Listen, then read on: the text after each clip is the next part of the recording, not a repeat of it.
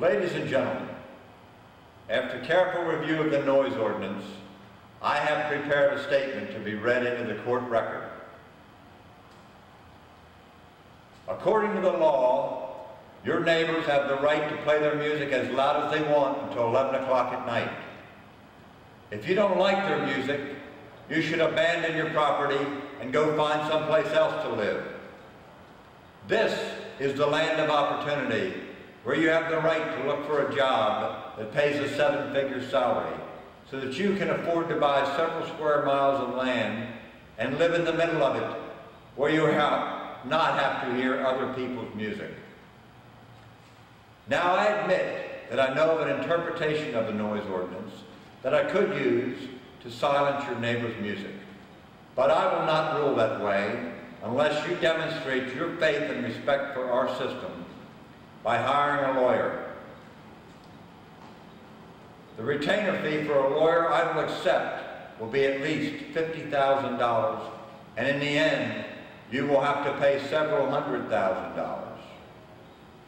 It is not the court's fault that your house does not have a high enough market value for a home equity loan to pay for the ruling you want from me. But again, I remind you that you can look for a job that will pay you enough money to afford any rights you want from this court.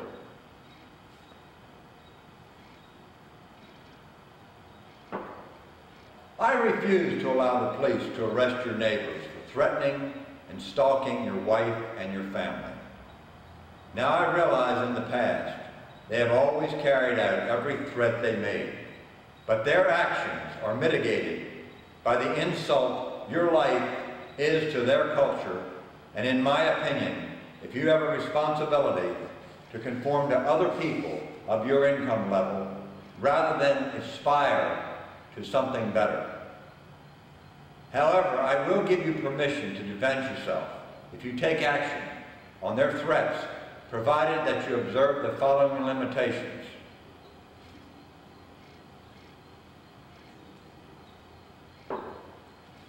First, if they come to your home and begin destroying your property, you may not use any physical force to stop them. Instead, you must reason with them, appealing to their conscience. If that doesn't work, you must trust in the integrity and morality of this court to collect from them the money it will cost to repair the damage they do. And personally, I hope they burn down that weird-looking house you live in so that you will have to replace it with a trailer and be like everyone else.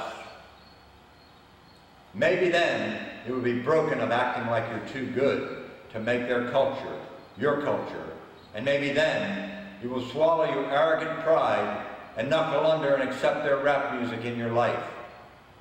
Second, if they attack you or anyone in your family, you will use no more than your fist to fight back, no matter what weapons they use.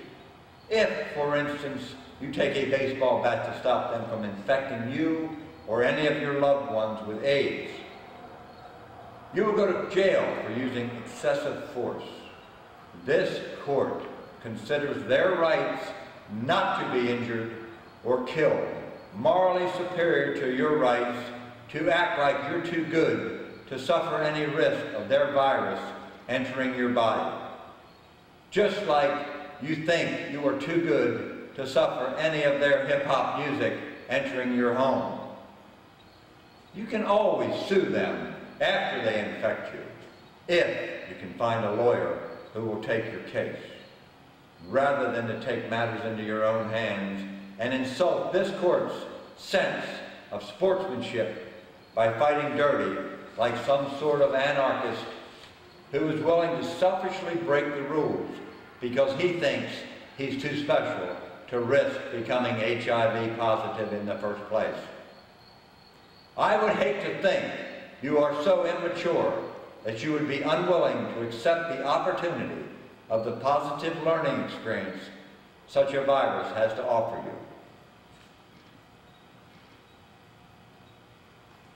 you.